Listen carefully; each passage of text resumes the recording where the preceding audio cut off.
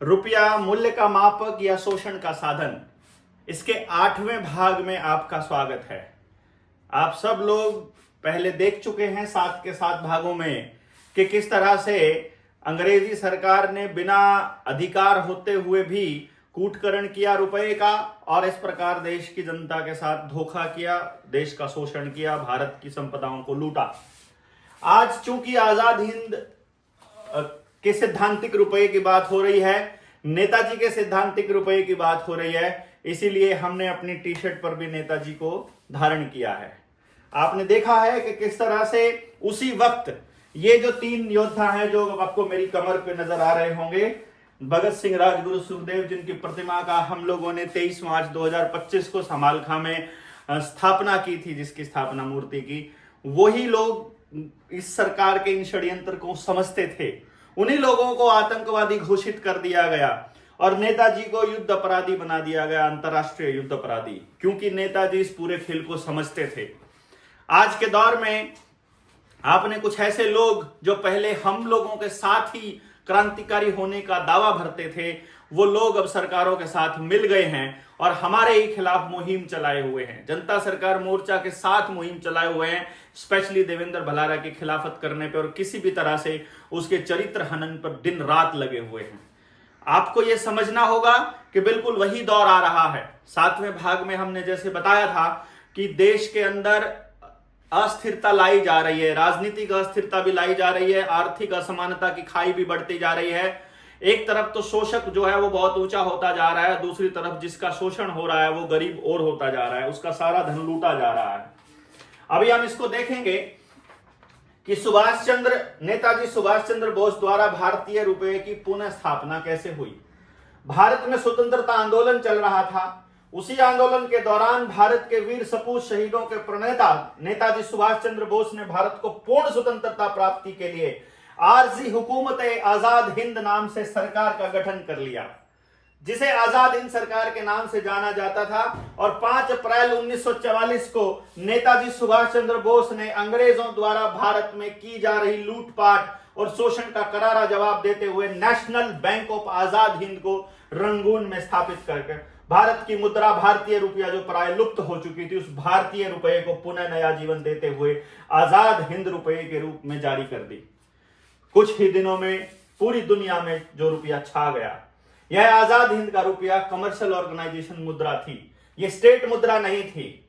और बर्मा की विधि द्वारा, बर्मा के कानून द्वारा, बर्मा जो म्यांमार जिसे हम कहते हैं, उसकी विधि उसके कानून द्वारा रजिस्टर्ड थी और उस रुपए का मानक मूल्य और सैद्धांतिक और स्थिरांक था, जिसका परिणाम यह हुआ कि 8 स्वतंत्र राष्ट्रों ने इस आजाद हिंद रुपये को मान्यता दे दी। और नेताजी सुभाष चंद्र बोस ने अपने प्रिंसिपल में लिखा कि determination not to borrow loans as it may destroy the country. इसका जो प्रिंसिपल था वो यही था कि हमें लोन नहीं लेना है क्योंकि यह देश को बर्बाद कर देगा। इस आजाद हिंद रुपये में गवर्नमेंट रुपये को जड़ से उखाड़ने की क्षमता थी। आजाद हिंद बैंक तीव्र गति से बढ़ने लगा और भारतीयों ने इस बैंक का भरपूर समर्थन भी किया और कुछ ही दिनों में भारत की जनता ने इसकी तिजोरी सोने से भर दी, क्योंकि रुपये की बैकिंग सोने से होती है। वहां अगर आपके पास रुपया है तो सोना होगा। इस आजाद हिंद बैंक लिमिटेड को नेताजी सुभाष चंद्र बोस ने दिया। उसके कुछ दस्तावेज हम लोगों ने यहां पर साथ में लगाए हैं कि कैसे बर्मा से बना, और इसकी जो इनिशियल जो कैपिटल थी वो 50 लाख रुपए थी। उस दौर की बात हो रही है जब कहते हैं कि उस टाइम पर रुपया नहीं था। इसके अंदर बोर्ड ऑफ डायरेक्टर्स में नाम लिखे गए हैं S.A. अय्यर और दीनानाथ। डायरेक्टर जो इसके चेयरमैन थे S.A. अय्यर और जो इसके डायरेक्टर थे वो दीनानाथ थे, और मैनेजिंग जो सेक्रेटरीट थे वो D.N. भंडारी थे, D.N. बदूरी। इसकी क्या क्या चीजें थी, इसकी ब्रांचेज कहां थी और क्या इसके सीन थे पूरे के पूरे, इसके अंदर किताब की इस वाले पार्ट में हमने दिए हुए हैं बोर्ड ऑफ डायरेक्टर्स के हिसाब से। वैध सरकार अर्जी हुकूमत आजाद हिंद की वैध रुपया आज भी बंद नहीं है।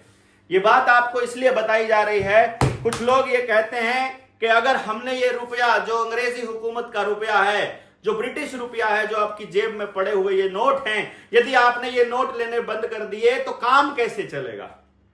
ये रुपया मूल्य का मापक है दोस्तों। यदि आप एक दूसरे पर भरोसा करते हो तो आपका कहा हुआ ही रुपया है। बैंक का दूसरा नाम, बैंक की यदि आप देखेंगे, उसकी हिंदी अगर आप देखेंगे, डेफिनेशन में जाएंगे, अंग्रेजी की हिंदी जब आप करते हैं तो बैंक का एक अर्थ मिलता है किनारा, जो नदी का किनारा, और बैंक का दूसरा नाम मिलता है विश्वास। सारे बैंक और सारी मुद्राएं केवल विश्वास पर चलती हैं। आपका विश्वास नहीं जिस मुद्रा पर रहेगा, आप उसका इस्तेमाल बंद कर सकते हैं, और जिस पर विश्वास हो आप खाली कागज पर लिख कर दे दें, वहीं से चल जाएगा। नेताजी सुभाष चंद्र बोस जिस कागज पर साइन कर देते थे वही रुपया बन जाता था। वो नैतिकता यदि आपके अंदर बची है, वो अगर बेस आपका बचा है, यदि वो उसका मानक आपके पास बचा है, तो फिर कोई जरूरत नहीं है हमें किसी विदेशी मुद्रा को अपनाने की। और ये इसलिए बताया जा रहा है कि ये रुपया आज भी बंद नहीं हुआ है। जो हमारी वैध सरकार है, जो हमारी लीगल सरकार है, आरजी हुकूमत आजाद हिंद, उसका रुपया जो आजाद हिंद रुपया है वो अभी चल रहा है। इधर अंग्रेजी हुकूमत में खलबली मच गई, जिसका मुख्य कारण था विधि द्वारा स्थापित संप्रभुता संपन्न आजाद हिंद सरकार, जो विधि द्वारा स्थापित स्वतंत्र सरकार के मानकों को पूरा करने के पश्चात आजाद हिंद सरकार का गठन किया गया। किसी भी राष्ट्रीय सरकार के गठन में मुख्य मानक क्या है? एक तो उसका संविधान होना चाहिए, एक उसकी अपनी सेना होनी चाहिए, एक उसकी मुद्रा होनी चाहिए, और फिर स्वतंत्र राष्ट्र उसे मान्यता देते हैं। अब इसे आरजी हुकूमत आजाद हिंद सरकार ने पूरा किया। 12 स्वतंत्र राष्ट्रों ने आजाद हिंद सरकार और उसकी मुद्रा आजाद हिंद रुपये को मान्यता दिया। आरजी हुकूमत आजाद हिंद अस्थायी भारत सरकार, जिसके प्रधानमंत्री नेताजी सुभाष चंद्र बोस थे, आजाद हिंद रुपये पर इनकी तस्वीर लगी रहती थी। इस रुपये का मानक स्थिरांक भी था और सैद्धांतिक भी था। इन्होंने अंग्रेजों द्वारा जारी भारत की मुद्रा रुपये का कूटकरण बनाया गया भारतीय गुलामों के रुपये, ईस्ट इंडिया कंपनी के रुपये और गवर्नमेंट रुपये, जो भारतीयों को खून चूस रहा था और भारतीय जनता को गरीबी भुखमरी तक पहुंचा दिया था। नेताजी ने भारतीय सैद्धांतिक मानक का रुपया पुनः स्थापित किया। यह आजाद हिंद सरकार का स्टैंडर्ड था जो आपको दिया गया है। जो वजन तोले में, 1 तोला जो वजन है वो 11.664 ग्राम, शुद्ध चांदी 1 रुपया, और 10 ग्राम जो शुद्ध सोना है, यानी कि 1 तोला सोना 10 रुपया, यानी 1 मोहर। ये मोहर का फोटो है और ये रुपये का फोटो है। ये आपको दिया गया था। ये 1 मोहर 10 रुपए के बराबर थी। वही जो सिद्धांत जो पुराना चलता आ रहा था उसी को स्थापित कर दिया था। और एक बात ध्यान दीजिएगा, यदि जनता ने विश्वास जताया और यदि हालात ने साथ दिया तो आने वाले वक्त में जनता सरकार मोर्चा अपनी मोहर और रुपया इसी तरह से जारी करने वाला है। नहीं तो नेताजी सुभाष चंद्र वाले रुपये को दोबारा स्थापित करने वाले हैं, जो असली भारतीय रुपया है। ब्रिटिश सरकार को आजाद हिंद सरकार और आजाद हिंद फौज से भी ज्यादा डर इस बात को लेकर था कि अगर आजाद हिंद बैंक बरकरार रहा तो भारत सहित पूरी दुनिया से हमारा शोषण और लूटपाट बंद हो जाएगा, क्योंकि भारत पूरी दुनिया को गाइड करेगा, भारत पूरी दुनिया का गुरु बनेगा कि रुपया क्या होता है और बिना शोषण के व्यवस्थाएं कैसे चलती हैं। पूरा दुनिया के अंदर बिना शोषण की व्यवस्था को चलाने का जो अध्याय है वो भारत शुरू कर सकता है। एग्जाम्पल भारत के पास पहले से मौजूद है। उदाहरण इस तरह से है कि हमारी सभ्यता और संस्कृति में ये मूल में है कि कोई किसी का शोषण ना कर पाए, क्योंकि हमने मानक तय किए हुए हैं। पूरी दुनिया में कहीं किसी मुल्क के अंदर कहीं कोई मानक तय नहीं है। आदमी का मानक, औरत का मानक, आदमी और औरत के संबंधों का मानक, आपस में गांवों में चलने का मानक, वो धर्म, मानव धर्म क्या है, पशु के साथ हमारा किस तरह का रिश्ता हो, पेड़ों के साथ हमारा क्या रिश्ता हो, माटी के साथ अपना क्या रिश्ता हो, पानी के साथ अपना क्या रिश्ता हो, ये सब हमारे पुराने ग्रंथों के अंदर, वेदों के अंदर वर्णित है कि हमारा मानक क्या है, हमारे जीने का मानक क्या है। मानक खत्म कर दो, सारी अव्यवस्थाएं फैल जाएंगी। और अंग्रेजों ने सिर्फ एक ही काम किया है, मानक खत्म कर दिया। हमारे खाने का मानक खत्म कर दिया, बोने का मानक खत्म कर दिया, उगाने का मानक खत्म कर दिया, पीने का मानक खत्म कर दिया और जीने का मानक खत्म कर दिया, रिश्तों के मानक खत्म कर दिए, रुपए के मानक खत्म कर दिए। मानक मतलब स्टैंडर्ड, एक लेवल है, इस लेवल से ऊपर के व्यक्ति को इंसान कहा जाएगा, इस लेवल से नीचे वाले को शैतान कहा जाएगा या हैवान कहा जाएगा या अपराधी कहा जाएगा। ये सब मानक हैं, स्टैंडर्ड है। यहां पर अपराधी को आप लोग एमएलए बना देते हैं या हीनियस क्राइम करने वाले को आप लोग बिठा देते हो। अरे 182 केस थे योगी के ऊपर, जब उसके ऊपर मुकदमे दर्ज हुए, जिसमें से 80 से ऊपर तो हीनियस क्राइम के हैं, लूटपाट, हत्या की कोशिश और इस तरह के मुकदमे, जिनको मुख्यमंत्री बनने के बाद हटा दिया गया। ऐसे अपराधियों, आदमखोर और तड़ीपार जैसे लोगों को हम लोग सिर पे बैठा के रखते हैं। ये मानक खत्म करने की वजह से ही इस देश का सत्यानाश हुआ, बल्कि पूरी दुनिया का सत्यानाश हुआ। तो ये स्टैंडर्ड हमको दोबारा से स्थापित करना पड़ेगा। तो वास्तविक आजादी होगी। अंग्रेज, इन्होंने पता था कि जब वो शोषण और लूटपाट बंद हो जाएगा तो भारत आर्थिक रूप से आजाद हो जाएगा, जो वास्तविक आजादी होगी। अंग्रेज इस बात से परिचित थे कि आर्थिक आजादी ही असल आजादी है और आर्थिक गुलामी ही असल गुलामी है। इसीलिए उनको यहां से जाने में कोई दिक्कत नहीं थी। और एक और बात थी, ये कागज, ये दस्तावेज आपके सामने पेश किए जाएंगे, ये आप देख लीजिएगा। मेरे पास ये गुजरात लैंड रेवेन्यू रूल 1972 है, जो आज भी छपता है। 4 जगह पर छपता है, चेन्नई, मुंबई, दिल्ली और कोलकाता में। और ये सिर्फ उन्हीं के लैंड रेवेन्यू वालों के पास ही भेजा जाता है। आप पूछेंगे कि ये अभी भी वैलिड है या नहीं, तो उनको पता है कि ये वैलिड है, लेकिन देश की जनता के लिए पब्लिकेशन नहीं किया जाता और देश की जनता के पास ये नहीं है। आदिवासियों के पास रहता है, बाकी लोगों के पास रहता है। इसका अगर आप जाएंगे पेज नंबर 396 पर 24 नंबर कॉलम यदि आप खोलकर देखते हैं, इसके अंदर स्पेशल रूप के अंदर लिखा हुआ है कि इन अंग्रेजों को यहां पर जो ये व्यापार करने की, जो शहर बसाने की और शहरों को मतलब गांव से अलग रखने की और ये पारिवारिक व्यापारिक गतिविधियां जारी करने की परमिशन मिली थी मात्र 99 साल के लिए। और वो 99 साल ये 24 नंबर में गया कि हर हाल में उनको 1969 तक इस देश से गायब हो जाना है। तो उन लोगों ने पूरी कोशिश करी कि 47 में आजादी का नाटक किया जाए, उसके बाद काले अंग्रेजों को सत्ता के ऊपर बैठा दिया जाए और 1969 तक आने वाले जो 20 साल होंगे, 20-22 साल, उसमें ऐसी व्यवस्था बना दी जाए जिसके अंदर ये भारत के लोगों को इसी व्यवस्था का गुलाम बना दे और लोगों को पता भी ना चले कि तुम असल में आजाद हो और शहरी व्यवस्था भारत की व्यवस्था का हिस्सा नहीं है। शहरी व्यवस्था अंग्रेजी व्यवस्था का हिस्सा है। भारत की संस्कृति के अंदर व्यापार नहीं है। हम लोग किसी भी कार्य को व्यापार में नहीं लेते, इसलिए हम लोग लेन देन इस तरह से रखते हैं जैसे पारिवारिक हो। पूरी दुनिया को परिवार मानने वाला भारत जब किसी को कुछ देता है तो बदले में लेने की उम्मीद नहीं रखता है, क्योंकि वो व्यापारिक रिश्ता नहीं रखता है। इसीलिए गांव आजाद थे, क्योंकि वो व्यापार नहीं करते थे किसी भी चीज का। इन्होंने हर चीज के अंदर व्यापार डाल दिया और अब तो ये पेस्टिसाइड, यूरिया, डीएपी की सब्सिडी जब दे रहे हैं और उसके बाद किसान को एमएसपी के नाम पर पैसा, हमको इतना पैसा चाहिए, हमको इतना पैसा चाहिए, उसको व्यापार की श्रेणी में लेकर के आ रहे हैं। और ये खेती के 3 कानून इसी का षड्यंत्र है और किसानों को इस बात का पता भी नहीं है। हम लोग करेंगे इसके ऊपर बहुत बहुत लंबी चर्चा और बड़ा लंबा खेल, इसको पूरा जानेंगे किस तरह से ये बनी, ये पूरा चला। अब इसके अंदर आजाद हिंद सरकार द्वारा अपनी मुद्रा चलन में लाने से इसकी इतनी ताकत बढ़ गई कि ब्रिटिश साम्राज्यवाद को चुनौती देते हुए नेताजी सुभाष चंद्र बोस ने तुम मुझे खून दो मैं तुम्हें आजादी दूंगा और दिल्ली चलो का नारा देते हुए मित्र देशों के सहयोग से अंग्रेजों से भीषण युद्ध किया, जिसमें अंग्रेजों की कमर तोड़ डाली। इस युद्ध में भारत के लाखों शहीदों ने अपनी जान की कुर्बानी दी। लगभग 10,000 आजाद हिंद सैनिकों को बंदी बना करके अंग्रेजों ने दिल्ली के लाल किले में रखा और उन पर खुलेआम मुकदमा चलाकर अंग्रेजों में फांसी देने की योजना थी। इस गाथा को भारत की जनता से छुपाया गया। आपको जानकर बड़ी चिंता होगी कि इन्होंने इतना बड़ा काम किया नेताजी ने, और उस समय अंग्रेजों ने और भारत के नेताओं ने भारत की जनता को आजाद हिंद सरकार और उसके कार्यों की जानकारी आप तक नहीं पहुंचने दी। ये एक संयोग है कि अंग्रेजों द्वारा आजाद हिंद सैनिकों पर खुलेआम मुकदमा चलाकर फांसी देने की योजना का पता जब भारत की जनता को मालूम पड़ा तो देश की जनता आंदोलित हो गई। और देश की जनता जब आंदोलित हुई तब जाकर अंग्रेजों ने अपनी फांसी देने की योजना टालनी पड़ी और नेताजी की इस दौरान मृत्यु हो गई 1945 में। जो आजाद हिंद सेना के कुछ लोग हैं वो आज भी कहते हैं कि नेताजी जिंदा हैं। भारत स्वाभिमान के कुछ लोग कहते हैं कि नेताजी वापस आएंगे।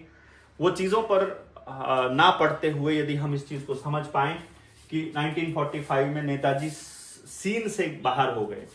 ये अफवाह फैलाई गई कि वो एक दूसरा पक्ष कहता है कि नेताजी जिंदा है, ऐसा प्रचलित करके नेताजी को जिंदा और मुर्दा में उजाल दिया गया और नेताजी का आजाद हिंद सरकार, आजाद हिंद बैंक और आजाद हिंद का धन संबंधित दस्तावेजों को जब्त करके रख लिया गया। आजाद हिंद सेना का कोई भी दस्तावेज बाहर क्यों नहीं आ पाया? आज के टाइम पर अपने आप को भारत देश के देशभक्तों की सरकार कहने वाले नरेंद्र मोदी और अमित शाह ने इस दिन दस्तावेजों को बाहर क्यों नहीं किया? वो लूट का रुपया कहां है? आजाद हिंद बैंक का सोना किसके पास है? वो पैसा कहां है और देश की जनता को वापस क्यों नहीं किया गया?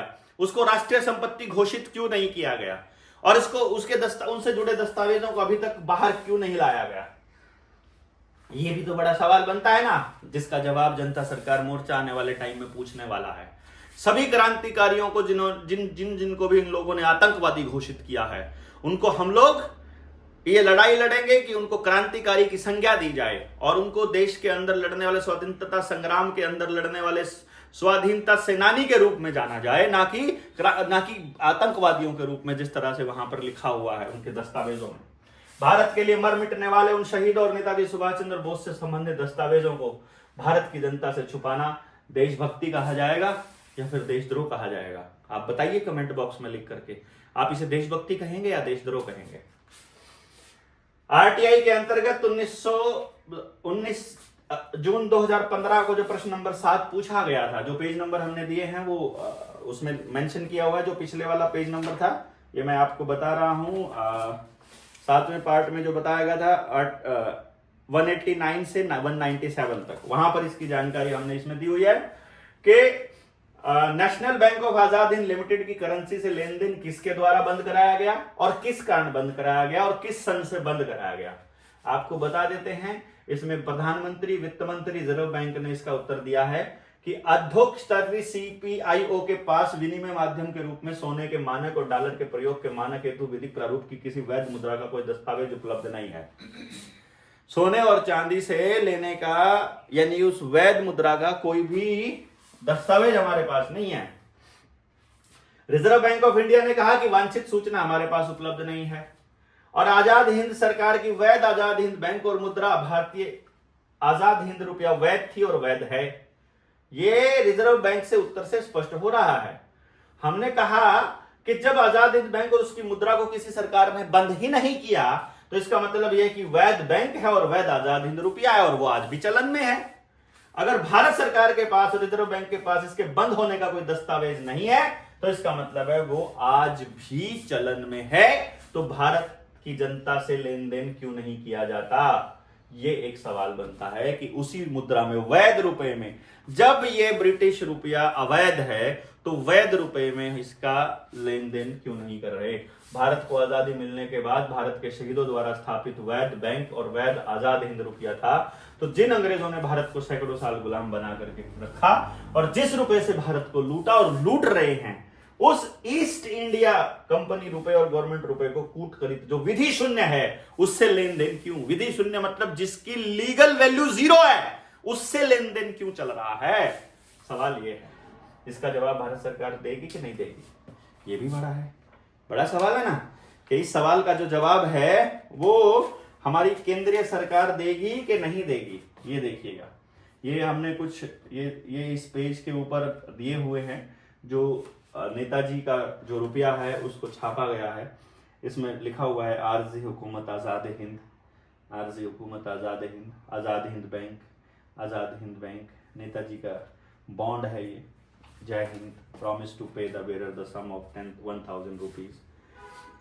अभी इसके बाद ये एक बड़ा महत्वपूर्ण सवाल आता है जिसके अंदर हम लोग आपको बताएंगे कि किस तरह से मजदूरों के साथ छल कपट किया जा रहा है, जो कि अगला पार्ट इसके अंदर आएगा। यानी पार्ट नंबर 9 जब हम आपको देंगे तो उसमें हम आपको बताएंगे पार्ट नंबर 9 में कि भाई साहब, जब आपके पास अगर लीगल रुपया आपको दे दिया जाए, आपको आपकी मजदूरी के रूप में, आपकी फसल के रूप में, आपकी कपास है, चाहे आपका गेहूं है, चाहे उसमें लीगल रुपए में यदि आपसे लेन देन किया जाए, तो वो लीगल रुपया में आपके फसल की वैल्यू कैसे मापेंगे आप? या आपका जो आपकी मजदूरी है उसको लीगल रुपए में यदि मापना शुरू कर दें, तभी तो पता चलेगा कि महंगाई है या सस्ताई है। यदि आप महंगाई और सस्ताई को नहीं जानेंगे, यदि आप असल वैल्यू को नहीं जानेंगे अपनी मेहनत की, तो आपको कैसे पता चलेगा कि आप असल में लूटे जा रहे हैं या आप मेहनत कर रहे हैं? आपको नहीं मालूम है ना। इसलिए हम लोगों को यह जानना होगा कि असल जो मजदूरी है वो अगर 1970 में मजदूरी 50 रुपया थी और आज अगर हम कहते हैं कि 500 रुपया मजदूरी है, तो फिर बताइए आप तो फिर बताइए कि वो मजदूरी किस तरह से ली जाएगी और उसकी गणना कैसे की जाएगी। इसलिए हम वैध रुपए में देखेंगे कि वैध रुपए में जब मजदूरी का कंपैरिजन किया जाए, आपकी फसल का कंपैरिजन किया जाए, तो आपको देखना होगा कि आज सस्ताई है या महंगाई है, आपको लूटा जा रहा है या आपको अभी पोषित किया जा रहा है या शोषित किया जा रहा है। इसकी चर्चा हम 9 नंबर पार्ट में करेंगे। 8 नंबर पार्ट में इतना ही। क्या आपको लगता है कि हम आजाद हिंद रुपए के साथ आगे बढ़ सकते हैं? क्या आपको लगता है कि भारत के रुपए का जो स्टैंडर्ड है वो फिक्स होना चाहिए, स्थिरांक होना चाहिए? अपने जवाब कमेंट बॉक्स में जरूर लिखें। आपसे गुजारिश है कि आप सब लोग शेयर कीजिएगा और लोगों तक पहुंचाइएगा। जय हिंद, जय भारत।